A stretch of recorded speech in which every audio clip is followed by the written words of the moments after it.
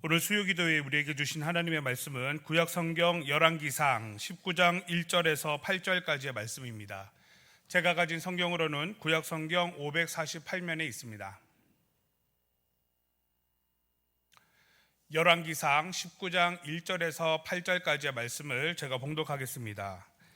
아합이 엘리야가 행한 모든 일과 그가 어떻게 모든 선지자를 칼로 죽였는지를 이세벨에게 말하니 이세벨이 사신을 엘리야에게 보내어 이르되 내가 내일 이맘때에는 반드시 내 생명을 저 사람들 중 한 사람의 생명과 같게 하리라. 그렇게 하지 아니하면 신들이 내게 벌 위에 벌을 내림이 마땅하니라 한지라.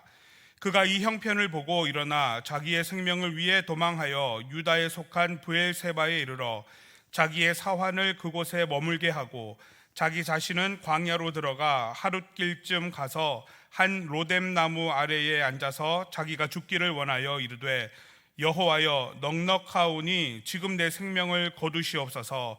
나는 내 조상들보다 낫지 못하니이다 하고 로뎀 나무 아래에 누워 자더니 천사가 그를 어루만지며 그에게 이르되 일어나서 먹으라 하는지라. 본즉 머리맡에 숯불에 구운 떡과 한 병 물이 있더라. 이에 먹고 마시고 다시 누웠더니 여호와의 천사가 또다시 와서 어루만지며 이르되 일어나 먹으라. 내가 갈 길을 다 가지 못할까 하노라 하는지라. 이에 일어나 먹고 마시고 그 음식물의 힘을 의지하여 40주 40야를 가서 하나님의 산 호렙에 이르니라. 아멘. 이 말씀은 살아계신 하나님의 말씀입니다. 할렐루야. 날씨가 많이 시원해졌죠. 너무 기분이 좋지 않습니까? 그 좋은 기분으로 우리 옆 사람과 한번 인사할까요? 사랑합니다. 축복합니다. 네, 사랑하고 축복합니다. 기도하기 딱 좋은 날씨입니다. 열왕기는 이스라엘과 유다의 왕정 역사를 주로 다루고 있습니다. 그러니까 왕들의 이야기죠. 그런데 왕들이 역사의 주인공으로 부각되지 않습니다. 오히려 왕의 업적을 신앙적인 관점에서 평가하여서 잘한 점은 치하하고 잘못된 일들을 비판하고 있는 예언자들이 주인공으로 등장을 합니다. 이 예언자들이 하나님의 뜻을 대변하는 주체로 등장을 하죠. 그 중에서도 엘리야는 열왕기상에서 하나님의 뜻을 가장 활기차게 대변하는 사람입니다. 엘리야가 하나님의 뜻을 대변하고 이스라엘의 왕들과 백성이 하나님께 불순종하여 우상 숭배에 빠져 있을 때 하나님이 온 세상의 창조주가 되시고 이스라엘의 역사의 주관자이심을 선포하는 그런 것을 통해서 믿음으로 바로 선 모습을 오늘 우리에게 보여주고 있죠. 그런 의미에서 보면 오늘 본문에 나오는 엘리야는 우리에게 굉장히 위대한 사람이고 우리가 모범이 되는 신앙적 인물이라고 할 수 있겠습니다. 그래서 우리도 엘리야처럼 그렇게 하나님의 역사를 보고 또 능력을 선포하고 그렇게 살았으면 좋겠다 이렇게 생각이 됩니다. 열왕기상 17장에 보니까요, 엘리야는 가뭄이 오게 해요. 비가 안 오게도 만듭니다. 그리고 한 여인의 아들도 살려냈으며 18장에는 바알 선지자들 450명과 아세라의 선지자 400명 합이 850명과 맞짱을 떠가지고 우상숭배로 겨뤄서 이기는 사람이에요. 그리고 나서 비가 안 오니까 기도해서 비도 내리게 하는 능력을 보여줍니다. 엘리야는 어떤 사람이라고 생각할 수 있습니까? 엄청난 사람인 거죠. 이 시대에 엘리야가 2명도 필요 없을 것 같아요. 1명만 있었으면 좋겠다 그런 생각이 들 정도입니다. 하나님의 선지자, 엄청난 일을 했던 예언자, 세상 그 누구보다도 담대한 사람이었습니다. 850명이랑 맞짱을 뜨겠습니까? 이게 쉽지 않죠. 이런 일들을 하는 사람입니다. 감히 사람이 할 수 없을 일들을 행한 사람이 바로 엘리야, 하나님을 대변하는 사람이다. 이렇게 우리는 엘리야를 평가할 수 있습니다. 오늘 우리 함께 기도회에 참석하는 성도님들도 다 엘리야와 같은 신앙을 가지기를 주님의 이름으로 축복합니다. 네. 근데 오늘 제가 보고 싶은 거는 그 다음 이야기예요. 19장의 이야기입니다. 열왕기상에서 하나님의 뜻을 가장 활기차게 대변하고 멋지게 하나님을 선포하는 능력을 발휘했던 엘리야가 오늘 탈진 상태에 빠진 거예요. 그래서 우울감에 좌절을 경험하고 절망 가운데 있는 모습을 우리에게 보여주고 있는 겁니다. 19장 2절을 보면은 이세벨이 엘리야를 죽이겠다라고 위협을 하고 있어요. 그것도 2절 하반절을 보니까 내가 그렇게 하지 아니하면 신들이 내게 벌 위에 벌을 내림이 마땅하니라 이렇게 말하고 있는 거예요. 이 말은 저주의 전형적인 말인 거예요. 그러니까 반드시 엘리야를 수단과 방법을 가리지 않고 내가 너를 죽이겠다 이렇게 얘기를 하는 거죠. 3절 4절을 보니까요, 엘리야가 자기 생명을 위해서 브엘세바로 도망을 갑니다. 그리고 그 자리에서 자기가 죽기를 원하고 있어요. 엘리야는 큰 싸움에서 승리하여서 당당히 이스라엘로 들어섰을 겁니다. 왜냐하면 아까 제가 말씀드렸던 17장 18장에 보면 승승장구하는 엘리야를 우리가 만날 수 있잖아요. 그리고 이제 이스라엘로 들어오는 거예요. 19장에 들어왔더니 아합이 이세벨에게 다 이르고 이세벨이 반드시 내가 너를 죽이겠다 이런 얘기를 하는 겁니다. 돌아왔을 때 엘리야의 마음은 좀 어땠을까요? 이렇게 큰 능력을 보였고 사람이 할 수 없는 놀라운 일들이 있었는데 아합이 이 정도면 이거는 하나님 앞에 무릎 꿇어야 된다 이렇게 하지 않을까 내심 기대도 했을 겁니다.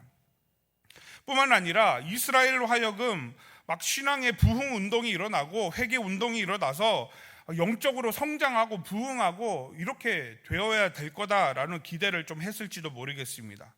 그런데 오히려 엘리야에게는 그 기대보다도 훨씬 처참한 죽음의 저주가 있고 그의 목숨에 대한 위협이 있다라는 거예요.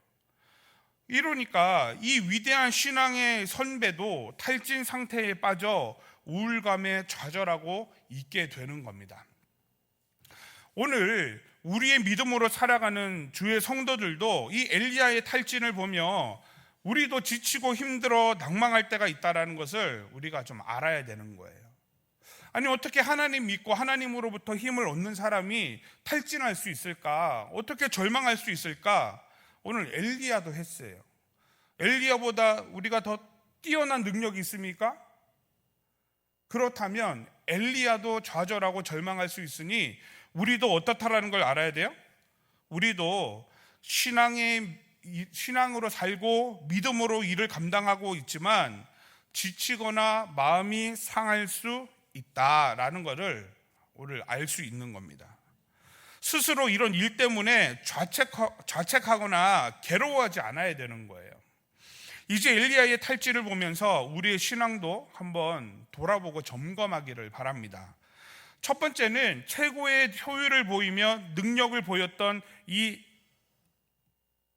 엘리야에게 승승장구하는 그때에 뭐가 왔다라는 거예요? 탈진이 왔다라는 거예요.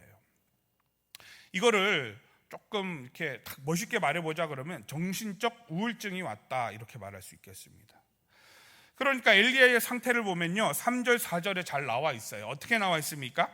사환을 그곳에 머물게 하고 자기 자신은 광야로 들어갔다 이렇게 기록하고 있습니다. 아무것도 하고 싶지 않고 누구와도 함께 있고 싶지 않은 상태인 거죠.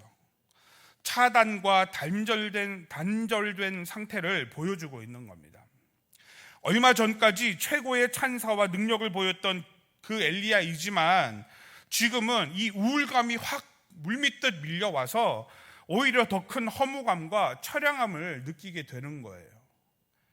그리고 어디로 갑니까? 로뎀나무 아래에 가는 거예요. 로뎀나무는 키가 한 1m에서 2m 정도 되는 나무이고 잎이 그리 넓지 않고 많지도 않은 나무라고 합니다. 그러니까 태양이 비추면 많은 그늘을 얻을 수 있는 나무는 아니라고 해요. 그런데 엘리야가 지금 어디가 있냐면 그 나무 그늘에 의지해서 밑으로 들어가 있는 거예요. 그러니까 판단이 안 되는 거죠. 지금 내가 어디에서 쉬어야 되고 어떻게 쉬는 게 효율적이고 이런 판단이 지금 안 되는 거예요. 그냥 다 쉬는 거예요. 인생을 살다 보면 이런 정신적인 우울감과 허무함이 찾아올 수 있다라는 거예요. 저 내 얘기인데 계속해서 들어보시면 돼요. 두 번째는 가장 연약한 부분으로 찾아올 수 있다라는 거예요. 육체적 탈진이 일어난다라는 겁니다. 본문 1절 2절을 보면 이세벨을 통해 생명의 위협을 받게 됩니다. 열심히 일했을 때 뭔가 승승장구하고 뭔가 잘 될 것 같은 그때에 뭐가 찾아옵니까? 탈진이 찾아오더라라는 거예요. 육체적인 어려움이 찾아오더라라는 거죠. 엘리야에게 신앙적인 문제나 도전이면 흔들릴 이유가 있습니까? 흔들릴 이유가 없죠. 왜요? 막 비도 내리고 비도 그치게 하고 막 800명이라 맞짱 뜨고 죽어가는, 이제 죽으려고 하는 아들도 막 살려주고 막 이러던 사람이 엘리야 아닙니까? 신앙적으로는 이 사람을 건들 방법이 없어요. 그런데 지쳐버린 거예요. 육체의 탈진이 와버린 거죠. 전혀 다른 문제로 어려움이 찾아온다라는 거예요. 이거는 내가 이길 수 있어, 싸울 수 있어 하는데 그 문제가 아니라 오히려 다른 문제로 우리에게 어려움이 찾아오는 거예요. 교회를 예를 들면 어떤 일일까요? 우리 같이 한번 해보십시다 으쌰으쌰 하면 이거를 못하는 일이 아니라 우리를 괴롭히는 사람이 우리 공동체 안에서 나오더라라는 거예요. 지가 뭔데 그걸 한다고 난리야, 왜 자기가 나서서 설쳐대, 막 이런 식으로 얘기가 나온다라는 거죠. 목회자들도 마찬가지 아니겠습니까? 그러니까 성도님들도 마찬가지인 거죠. 내가 하나님을 위해서 살겠어, 그걸로 안 건든다니까요. 사단이 머리가 꽤 좋습니다. 그걸로 안 건드려요. 그러니까 우리가 어떻게 되는 거예요? 예상하지 못한 충격을 받고 좌절하게 되고 절망에 빠지는 거예요. 같은 편이라고 생각했던 사람에게 뒤통수를 맞으면 더 아픈 법이거든요. 더 세게 맞는 거예요. 믿음을 위해 생명을 걸고 최선을 다했는데 인정받기보다는 오히려 질책의 대상이 될 수가 있습니다. 이것은 우리의 육체적인 한계인 거예요. 못 버티는 거예요. 하나님을 위한 일이라고 우리의 형편을 살피지 않으면 괜찮다, 하나님이 다 책임져 주신다, 그거 아니라는 것을 엘리야를 통해서 우리를 알게 되는 겁니다. 육체적으로 지쳐 계십니까? 마음은 내가 주를 위해서 다 할 수 있겠는데 우리의 가정 형편이, 내 육신의 연약함이, 내가 가진 재정이, 나의 믿음이 부족하다고 생각하십니까? 그럼 더 들어야 돼요. 세 번째 보니까요, 가장 밑바닥까지 떨어질 수 있다라는 거예요. 흔들리는 소명의식이 있다라는 거죠. 3절에 보면요, 부엘세바까지 갑니다. 부엘세바는 엘리야가 머물렀던 그 이스라엘로부터 무려 142km나 떨어진 곳이에요. 전혀 놀라지 않죠. 이 정도는 옆집이니까, 그죠? 굉장히 먼 거리예요, 그죠? 근데 이세벨의 권세가 미치는 북이스라엘을 떠나버린 거예요. 유다의 남쪽 국경지대까지 멀리 도망을 간 거죠. 이것은 생명에 대한 위기감과 동시에 북이스라엘에서 자신의 그 하나님을 대변하고 하나님의 말씀을 선포해야 되는데 그 사역지를 이탈한 거예요. 떠나버린 거예요. 하나님으로부터 받은 자신의 사명 수행을 포기했음을 보여주는 모습인 거죠. 그런데 오늘 엘리야에게 보여준 이 정신적인 우울감, 그다음에 육체적인 탈진, 흔들리는 소명의식이 우리에게도 올 수 있다라는 거예요. 열심히 기도했는데 응답이 더디거나 이루어지지 않을 때, 내가 주를 위해서 뭔가 열심을 내고자 했는데 사람들이 방법이 틀렸다라고 얘기하고 친한 사람이 뒤통수를 치고 오히려 내 편이 되어줄 것 같은 사람들이 오히려 나를 공격하는 상황이 됐을 때, 그때 우리는 오늘 엘리야가 겪은 것처럼 무너지는 걸 생각하게 되는 거예요. 그러고 나면 어떻게 됩니까? 내가 이제 더 이상 교회 일을 안 하겠어. 난 이제 안 해. 할수록 사람들이 오히려 나를 힘들게 해서 나 안 할래, 이런 마음이 생기는 거예요. 그러니까 어떻게 해요? 사람과 교제하고 싶지 않아지는 거죠. 교회 오면 같이 하나님의 공동체로 서로를 위로하고 세워주고 챙겨줘야 되는데 싫은 거예요. 저 사람은 내 말을 듣지 않아. 저 사람은 오히려 나를 힘들게 해. 내가 왜 신앙생활을 하는데 그렇게 힘들게 해야 돼? 스스로를 점점점 가라앉혀 버리는 거예요. 그러니까 그렇게 생각하는 내가 속상하고 어려워지고 힘들어지는 거죠. 그러니까 정신적으로 우울증이 찾아와요. 우울감이. 나 이 교회에서 더 이상 못하겠어. 하나님 이 교회만 있는 거 아니잖아. 또 육체적인 탈진, 더 이상 나는 이제 하나님의 일을 못할 것 같아. 이제 후배들한테 물려주고 다른 사람한테 맡겨주고 잘하는 사람한테 넘겨주고 그냥 나는 예배만 드릴래. 흔들리는 소명의식이 오는 거예요. 아유, 뭐 영상으로 예배 드리면 되지 뭐. 내가 하나님 안 믿는 건 아니니까. 그리고 도망다니기 시작을 하죠.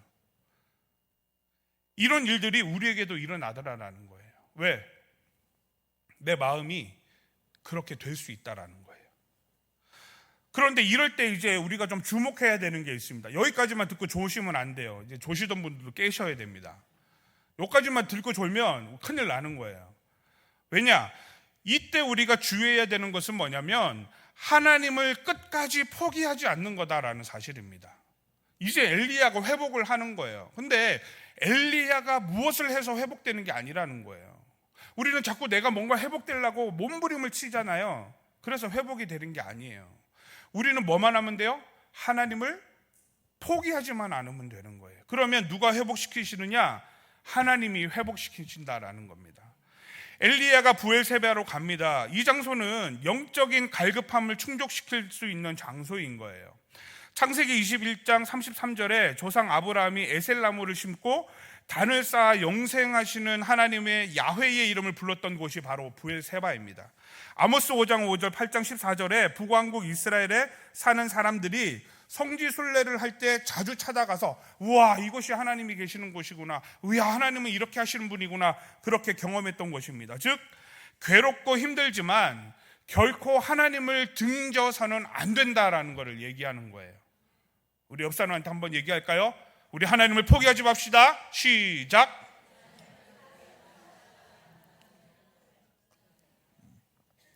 사람에겐 소망이 없어요.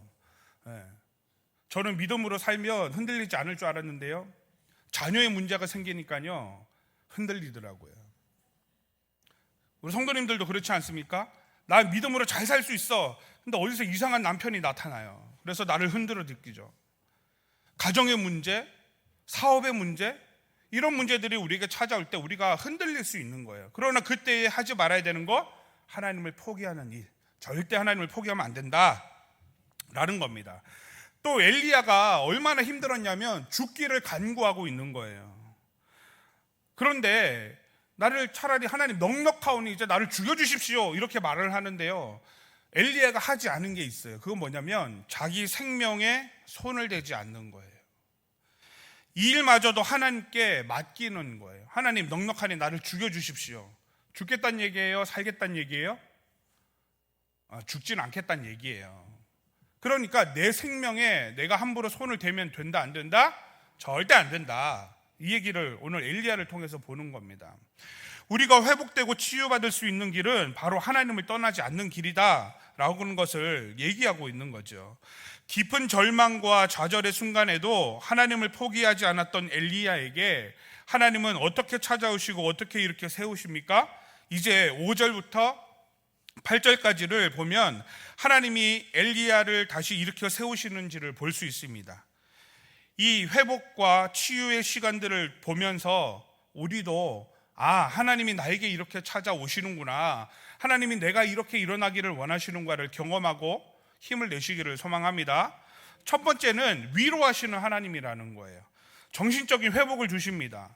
로뎀나무 아래에서 잠을 잘 때 인간적인 실패와 좌절의 결과로 나타난 수면 현상을 이용하여서 치료하신다라는 거예요. 그러니까 쉴 수 있는 기회를 제공해 주시는 거예요. 자도록 내버려 두시는 거죠. 우울증에 걸리면 잠을 잘 못 자요. 식욕이 없습니다. 이게 큰 문제예요. 사람은 먹어야 힘이 생기거든요. 근데 입맛이 없어요. 우리 어르신들 되면 입맛이 잘 없죠. 우리 교회 분들은 다 있는 걸로. 이게 우울감이 생기면 다 귀찮아요. 그래서 밥을 잘 해 드시던 분들도 그냥 물에 밥 말아서 김치, 어른들 표현으로 김치 쪼가리 하나 해서 뭐 대충 먹지, 이렇게 표현하시는 거예요. 잘 안 먹게 되는 거예요. 식욕이 없어지는 거죠. 그리고 잠을 잘 못 자요. 의욕도 없고 부정적으로 생각하게 되면 짜증을 많이 내게 됩니다. 이때 뭐가 필요한 거예요? 휴식이 필요한 거예요. 지금 내가 그러면 내가 좀 쉼이 필요하구나, 이렇게 생각을 하고 좀 쉴 수 있어야 되는 거예요. 엘리야에게 하나님이 잠을 허락하십니다. 옳거니 야, 이제 주일부터 푹 자야 되겠다. 이제 거기서 끝나는 게 아니에요. 왜냐하면 오늘 성경에 보면 노게아흐라는 단어를 사용합니다. 그게 뭐냐면 하나님이 엘리야를 어루만지셨다라는 거예요. 어루만지셨다. 이거 만지다, 접촉하다, 건드리다, 치다 이런 표현인 거예요. 하나님이 이거를 악인에게 만지시다라는 표현을 쓰면 뭘까요? 그건 심판입니다. 그런데 하나님의 사람 엘리야에게 하나님이 만지신다라는 건 뭐예요? 고생했지, 수고 많았지, 이 얘기를 하고 있는 거예요. 하나님의 권위를 부여하는 상징적인 행위예요. 그래서 힘들고 어려울 때 어떻게 해요? 안수기도 해주잖아요. 어루만져 주는 거예요. 하나님이 오늘 엘리야의 마음을 어루만져 주시는 거예요. 그가 잠들어 있을 때 그를 쉬게 하시면서 그의 마음을 만져주시는 거예요. 힘들었지, 여기까지 오느라고 고생했지, 그렇게 만져주시는 거예요. 그러니까 누구의 만지심이 있어야 돼요? 하나님의 만지심을 겪으셔야 되는 거예요. 내가 영적으로 우울증이 오고 지쳐있다, 만사가 귀찮아, 아무데도 나가고 싶지 않고 그냥 내가 여기 머물고 있고 싶어, 그렇게 하시면 회복이 안 됩니다. 어디로 나오셔야 돼요? 기도에 나오셔야 돼요. 하나도 안 들려. 내 귀에 목사님이 얘기하는 게 하나도 안 들리고 그냥 멍해지고 막 그래도 나오셔야 돼요. 그래서 누구의 만지심을 겪으셔야 돼요? 하나님의 만지심을 겪으셔야 돼요. 하나님이 나를 쓰다듬으시면서 나를 위로하시고 내 영혼을 소생하심을 우리가 겪어야 되는 거예요. 그래야지 정신적인 우울증에서 벗어날 수 있는 거예요. 사람은 방법이 없어요. 약을 먹어도 해결이 안 돼요. 하나님이 하실 수 있을 줄 믿습니다. 영적으로 내가 우울하고 지쳐있고 힘듦을 겪고 계십니까? 교회 갔더니 사람들 때문에 더 피곤하고 막 일을 시키려고 그래서 막 나 괴로워, 그런 마음이 드십니까? 그러면 주중에 나오셔서, 이 자리에 나오셔서 하나님의 만지심을 경험하시기를 바랍니다. 하나님, 나를 좀 어루만져 주세요. 엘리야를 만지셨던 것처럼 하나님, 나를 좀 위로해 주세요. 그래서 하나님으로 힘을 얻게 해주세요. 그렇게 기도할 수 있기를 바랍니다. 두 번째는 치유하시는 하나님인 거예요. 육체적인 회복을 주십니다. 어떻게 회복하십니까? 오늘 보니까 숯불에 구운 떡과 물 한 병의 물을 주시면서 먹으라라고 말씀하시는 거예요. 실질적인 육체의 회복을 주시는 거예요. 엘리야는 미처 준비하지 못했고 그냥 만사가 싫어서 로뎀나무 아래로 나아갔잖아요. 그러니까 준비된 게 없어요. 그런데 하나님께서 엘리야의 소명을 회복하기 위해서 호렙산으로 부르심에 응답할 수 있는 육체의 힘을 공급해 주시는 거예요. 먹는다라는 것은 생명의 연장을 의미하는 거죠. 엘리야는 더 이상 살 마음이 없는 사람이잖아요. 그러나 하나님이 준비해 주신 음식은 엘리야를 살게 하시는 거예요. 하나님은 우리에게 실질적으로 필요한 부분을 채워주시는 분이시다라는 거예요. 엘리야의 온전한 회복이 이루어질 때까지 계속해서 돌보시는 하나님입니다. 7절에 보니까 어떻게 하시는 거예요? 다시 와서 어루만지며 먹을 걸 또 주시는 거예요. 힘낼 때까지 먹을 걸 주시는 거예요. 그리고는 엘리야를 어떻게 하시는 거예요? 회복될 때까지 기다려주시는 겁니다. 하나님은 우리를 기다려주시는 분이셔요.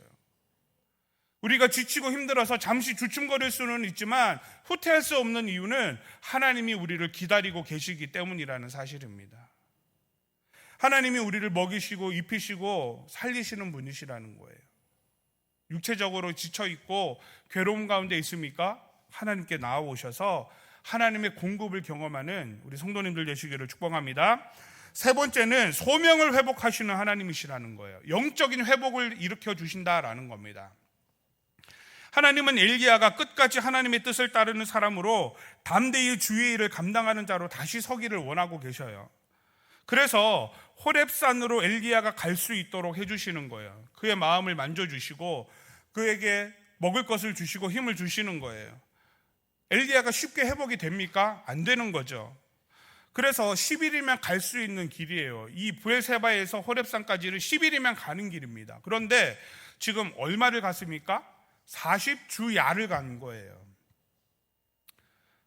힘들고 어려운 걸음이지만 멈추지 않고 그 발을 다시 내딛는 엘리야를 우리는 오늘 만나게 되는 거죠. 하나님이 그를 더디더라도 멈춰 있지 않게 하시고 가도록 도와주시는 거예요. 야, 너 10일밖에 안 되는 걸 왜 이제까지 뭐 하냐? 너 빨리 안 가냐? 재촉하지 않으시고 40주야를 갈 때까지 동행하시며 기다려주시고 함께 해주셨다라는 거예요. 우리는 어떻게 합니까? 빨리 가야지. 10일이면 9일은 끊어야지. 주를 위해서 일하는데 멈추면 되겠어? 하나님은 기다려주시는 거예요. 시간이 좀 더디더라도, 시간이 좀 오래 걸리더라도, 그래도 내가 주를 향하여 포기하지 않고 하나님의 위로를 구하며 끝까지 나아가면 시간이 좀 더디더라도 기다려주시고 동행하시는 하나님을 우리는 엘리야를 통해서 오늘 만나게 되는 겁니다. 오늘 이 이야기를 통해서 우리가 알 수 있는 것은 무엇입니까? 비단 하나님은 엘리야에게만 그렇게 하시지 않으시고 오늘 저와 우리 성도님들에게도 동일한 은혜를 주신다라는 사실입니다. 믿으십니까? 아멘.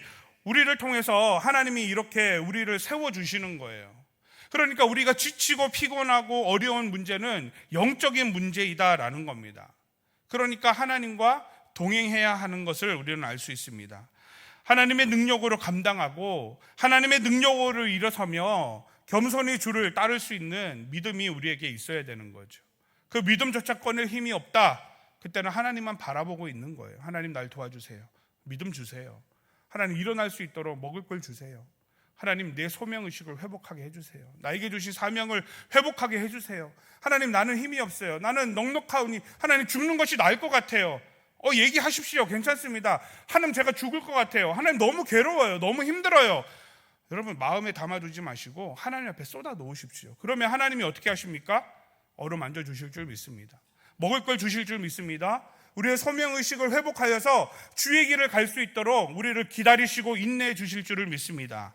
하나님이 오늘 우리에게 주시는 그 말씀이 힘이 되고 소망이 되어서 후반기 사역을 감당하고 또 우리에게 주어진 삶을 살아갈 때 요즘같이 힘들고 어려운 때가 없다고 말하지만 요즘처럼 하나님을 붙들어야 될 때가 없음을 기억하셔서 내가 하나님과 동행하겠습니다. 하나님의 믿음으로, 하나님의 은혜로, 하나님의 사랑으로 내가 살겠습니다. 기도하고 하나님께 도움을 구하여 오늘 엘리야가 만났던 하나님처럼 우리를 위로하시고 힘주시는 하나님을 만나 승리의 삶을 살아가는 저와 우리 성도님들 되시기를 주님의 이름으로 축복합니다. 기도하겠습니다. 사랑의 하나님 아버지 감사합니다. 우리는 작고 연약합니다. 쉽게 무너지고 쉽게 연약해지며 오늘도 좌절하고 절망합니다. 그러나 우리가 거기서 멈추지 않을 것은 하나님 우리에게 믿음이 있기 때문입니다. 엘리야를 만나셨던 하나님처럼 우리가 영적으로 지쳐있고 육체적으로 피곤하며 하나님 우리에게 맡기셨던 소명의식이 흔들릴 때에 우리를 내버려 두지 않으시고 찾아오시고 기다려주시고 인내하시며 어루만져 주셔서 우리를 위로하고 회복하시고 다시 새 힘을 주시는 하나님을 신뢰합니다. 오늘 우리의 하나님 나를 만나주셔서 하나님 상하고 지친 우리의 육신과 우리의 마음과 우리의 영혼을 만져주사 위로하여 주시고 다시 주의 일들을 감당할 수 있도록 다름질 않은 저희가 되도록 은혜를 베풀어 주시옵소서. 우리가 주님 앞에 나갈 때 주춤거리는 문제들이 있습니까? 가정의 문제, 직장과 일터와 사업체의 문제, 자녀의 문제, 내 마음의 문제, 재정의 문제 하나님 책임져 주시고 감당하여 주셔서 하나님의 은혜로 살아가는 저희가 되게 하여 주시옵소서. 감사드리며 예수님의 이름으로 기도합니다.